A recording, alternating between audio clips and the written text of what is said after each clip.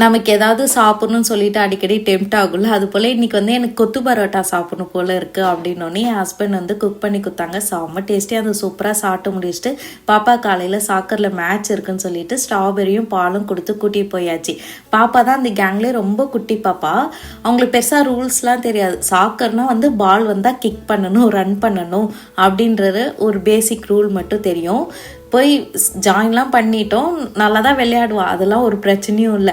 ஆனால் அப்பப்போ weekly once match நடக்கும். அந்த மேட்ச் நடக்கும் போது விளையாடிட்டே இருப்பாள். அப்புறம் விளையாடிட்டே இருக்கும்போது குடுகுடுன்னு எங்ககிட்டே ஓடி வந்துடுவா. அப்புறம் நாங்கள் கூட்டிகிட்டு போயெல்லாம் விடுவோம். பாப்பான்னு இல்லை, அங்கே இருக்க எல்லா குட்டி பசங்களும் அடிக்கடி டிஸ்ட்ராக்ட் ஆகி விளையாட ஆரம்பிச்சிடுவாங்க. புல்லெல்லாம் பிடிங்கி போட்டு விளையாடுவாங்க.